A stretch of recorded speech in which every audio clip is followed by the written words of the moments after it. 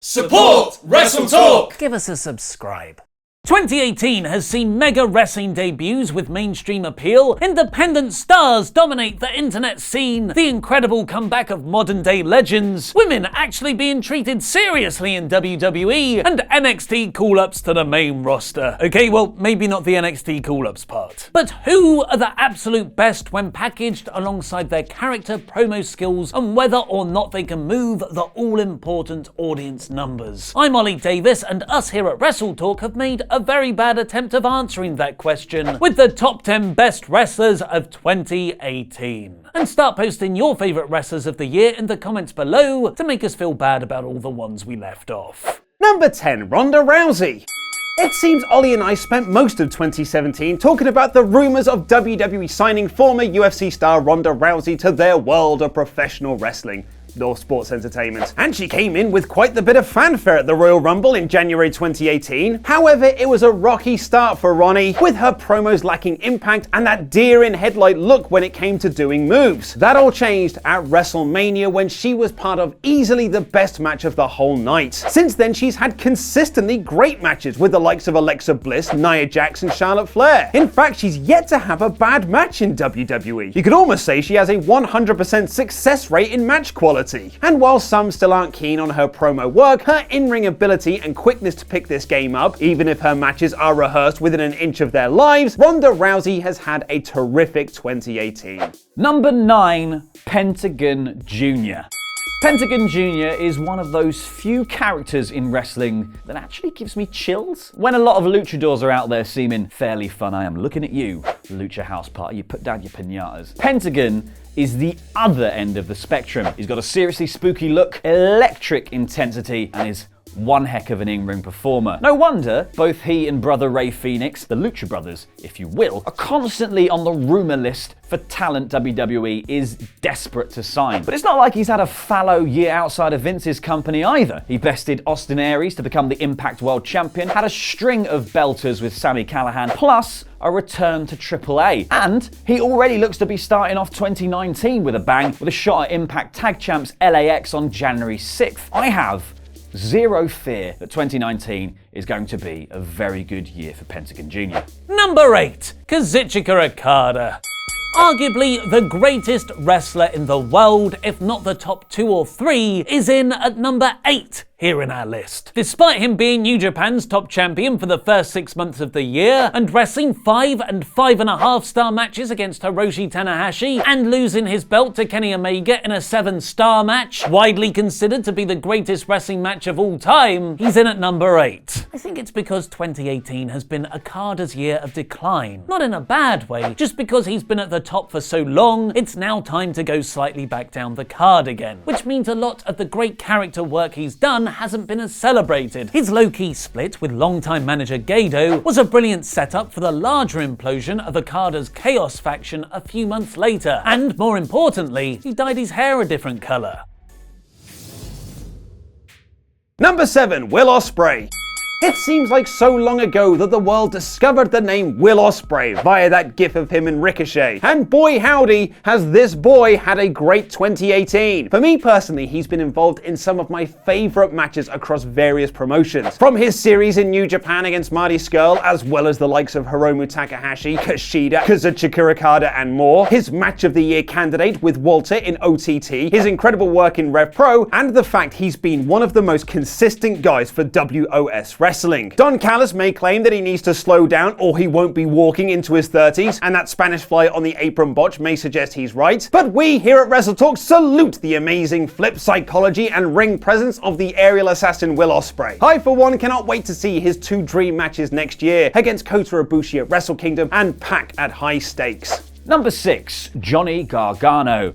Johnny Gargano, Johnny Takeover, Johnny freaking Wrestling. Call the man whatever hyperbolic nickname you want because he'll actually live up to the moniker. At this stage, Gargano feels as essential to the overall makeup of NXT as the Yellow Ropes or Willie Reegs. But that's not to say that his constant presence is actually lacking surprise or excitement. Of all the wrestlers in WWE over the last few years, Johnny's journey has easily been the most well plotted, the most well executed, and the most enthralling. From the vicious battles to win the tag titles with the AOP and the Revival, to Tommaso Ciampa turning on him and his slow decline all throughout 2018. And what a year it's been. It started off with a match of the year contender against Andrade Cien Almas in TakeOver Philadelphia in January, which was the first NXT match in history to get 5 stars off Big Daddy Dave Meltzer. Since then, he's had 3 amazing matches, count them, 3 with Ciampa on the trot, and a belter against Aleister Black, as well as one of the most exciting slow burn heel turns in WWE history. Johnny Wrestling is NXT. Number 5, Kenny Omega. He did it, Ibushi! He finally did it! After 2 IWGP Heavyweight title shots at Kazuchika Okada in 2017, having the best matches of the year, if not all time, Kenny Omega overcame Okada for the championship belt on the 3rd time of asking in a 2 out of 3 falls match that some say should be at least 17 stars, because they effectively wrestled a 5-star match and then 2 6-star ones back to back. The big win comes after a fascinating Bullet Club Civil War storyline, weaving in Cody Rhodes, the Young Bucks, Kota Ibushi and more, which was told not just in New Japan, but in their breakthrough being the Elite YouTube Series 2. And that's not to mention his bloody brawl with Chris Jericho at Wrestle Kingdom 12 at the start of the year, and a string of great matches against Ishii, Ibushi and Pentagon Jr. at All In afterwards. Number 4, Becky Lynch.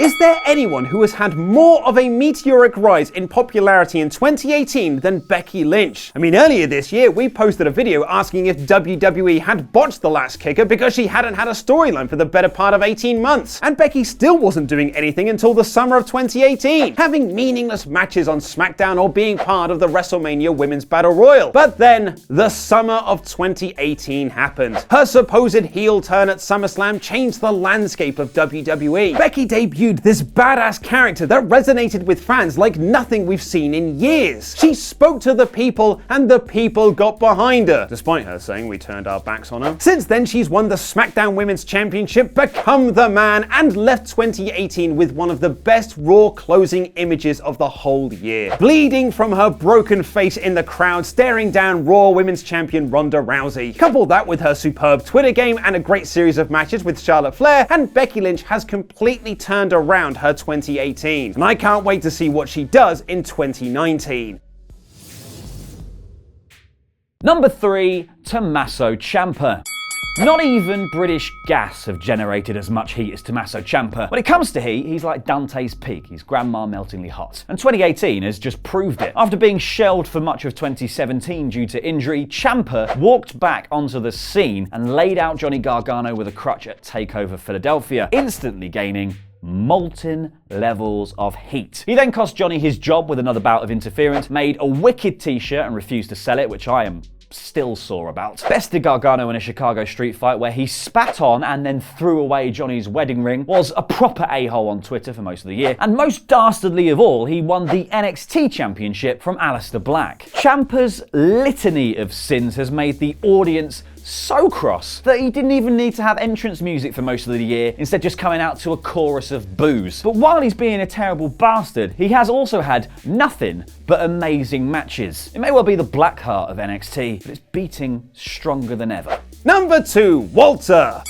I've thought about this before, but it really hit me like a Walter chop to the chest at Wrestling MediaCon this past September. The mood changes in a building whenever Walter makes his entrance. It's an incredible feeling. You know that not only are you about to see a terrific match with some absolute brutality, but you also worry for whoever is in the ring that is about to face the ring general. God, I love Walter. For me, he should be in the number 1 position, and I argued for him to get that spot. His matches with PCO, CCK, Lucha Brothers, Tyler Bate and Will Ospreay alone should give him that honor, and he would have done if they'd have happened in the Tokyo Dome. He has a presence like no other. From the moment his music hits to the awe-inspiring in-ring work he delivers each and every time, Walter is a sight to behold. He has a chop that sounds like a cannon. There have been Metallica concerts quieter than Walter's chops, but he's more than just a loud chop. He knows exactly how to construct a match for a guy of his size and stature. Walter is a one-of-a-kind wrestler and easily one of the best of 2018. Number 1, Hiroshi Tanahashi. 2018 has seen many incredible breakthrough performances. Volta winning nearly every independent promotion in Europe's top title, the takeover stealing rivalry of Tommaso Ciampa and Johnny Gargano, and Becky Lynch becoming the man in WWE. But my personal favourite, the one who's made me the most emotionally invested in his overall story arc, is the guy modern era New Japan was built on. And, more importantly, the owner of the most luscious hair in the business, Hiroshi Tanahashi. After passing the torch to OKADA several years previously, and a run of injuries in 2017, Tanahashi has ingeniously changed his style to focus even more on psychology and storytelling, creating the most affecting comeback story of the year. It began in May at Wrestling Dontaku, where OKADA beat Tanahashi in a 5-star match, meaning Kazuchika surpassed Hiroshi's record of 11 successful title defenses. At their next meeting in the G1 Climax, Tanahashi was seconds away from beating a now title-less OKADA in a 30-minute time limit draw. And completing the trilogy, Tanahashi emotionally overcame Kazuchika in a 5-star classic in September. He'll now go on to face Kenny Omega for the IWGP Heavyweight title in the main event of Wrestle Kingdom 13, potentially becoming the ace of New Japan once again. But who were your top wrestlers of 2018? Shout at us with your much better picks in the comments below. And what about the best wrestling matches of the year? Click the video on screen now to find out our top 10 picks. We've been WrestleTalk, and that was wrestling.